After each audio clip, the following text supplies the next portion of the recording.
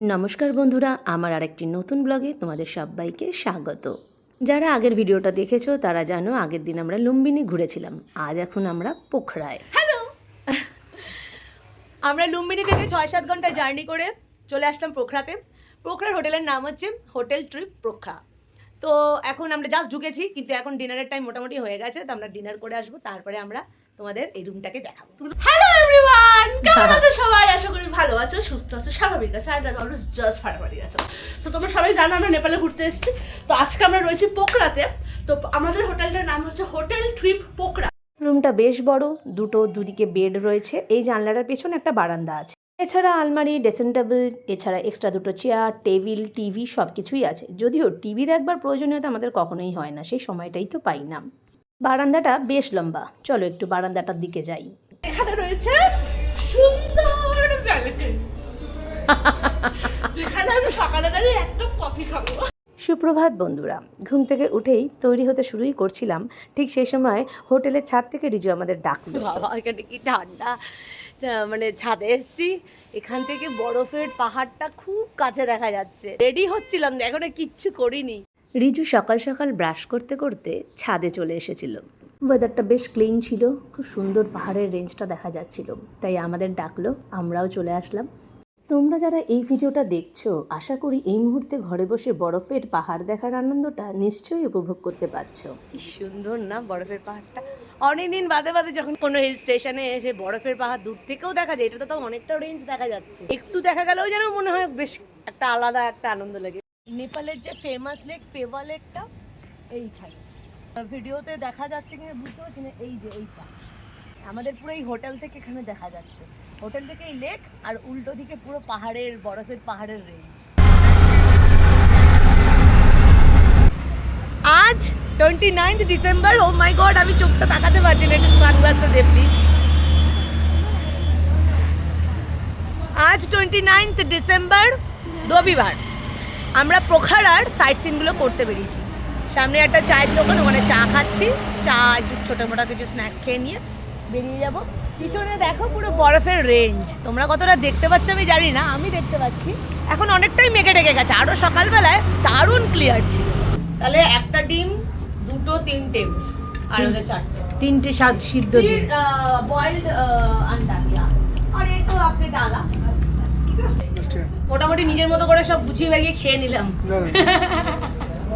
क्योंकि ये मौसी जी हड़बड़ा रही है, एक साथ हम आ गए हैं, वो हड़बड़ा रही है। कोई बोल रहा है कि बॉयल अंडा, ये আমি তোমাদেরকে কেন হিন্দিতে বলছি, হাই মাই গড। কেউ বলছে যে বয়েলড ম্যাগি, কেউ বলছে ফ্রাই ম্যাগি, কেউ বলছে ডিম সেদ্ধ, কেউ বলছে অমলেট। উনি হতপতা খেয়ে গেছে। আমি বলছি আমি মাঝখান দিয়ে আমি এগুলো একটু করে নিলাম নিজের মতন করে। ঠিক আছে খুশি খুশি। মানে এরকম আমি অনেক জায়গায় করেছি। সব ঢপ মারছে, এরকম কোথাও করে না। এই সব ঢপ মারছে বলছো কেন? আমি কি ভিডিও বানানোর জন্য এসব ঢপ বলবে? এসব ঢপ বলার কোনো প্রয়োজনই নেই। ঢপ মারতে হলে বড় বড় ঢপ মারবে, এসব ছোটখাটো ঢপ মেরে কি লাভ? না তুমি এরকম ঢপ মেরেই থাকো, কোনো কিছুই করবে না, শুধু এখানে ক্যামেরা নিয়ে ক্যামেরার সামনে এসব বলে যাচ্ছে যে আমি এই করছি। আমরা সেই এর আগে কোথায় গিয়েছিলাম বলো? সেখানে ডিম টোস্ট করে খেলাম।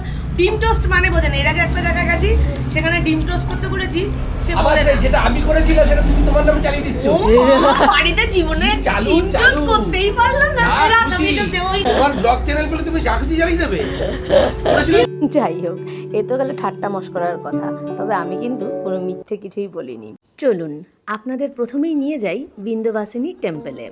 সিঁড়ি দিয়ে উঠে তারপরে পাশে জুতো রেখে মন্দিরের ভেতর প্রবেশ করতে হলো। এটি মন্দিরের প্রাঙ্গণ। এই মন্দিরের ভেতর প্রবেশ করার জন্যে কোনো রকম প্রবেশ মূল্য লাগেনি।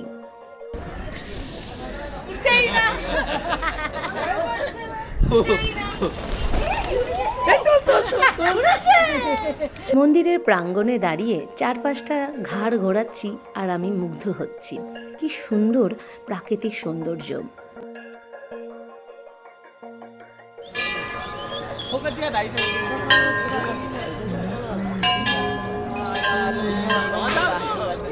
নেপালের পোখরা শহরের এটি একটি প্রাচীনতম মন্দির। দর্শন করার জন্যে লাইন পড়ে গেছে, চলুন আমরাও গিয়ে লাইনে দাঁড়াই।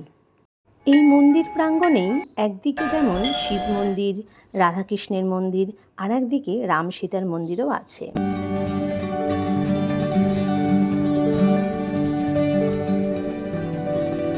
শিব মন্দিরের সামনে থাকা ওই ত্রিশূলটাকে একবার দেখুন, পাশেই রাখা আছে কুমণ্ডল, তারপরে নন্দী।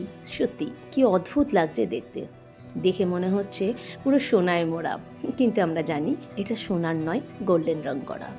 বিন্ধ্যবাসিনী মন্দিরে যে মূর্তি পূজিত হচ্ছে সেটি মা কালীরই এক রূপ। যদিও মেন মন্দিরের ভেতরে কোনো রকম ফটোগ্রাফি বা ভিডিও অ্যালাউ করলো না, তাই আমরাই শুধু দেখলাম, আপনাদের আর দেখাতে পারলাম না।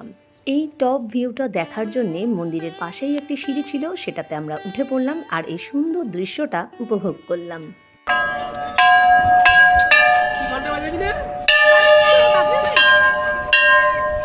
আজকের এই ভিডিওটা এই পর্যন্তই। তোমাদের ভিডিওটা কেমন লাগলো অবশ্যই জানিও। কিন্তু এই মন্দিরের পরে আমাদের পরবর্তী গন্তব্য হলো মহেন্দ্র কেভ, মানে মহেন্দ্র গুহা।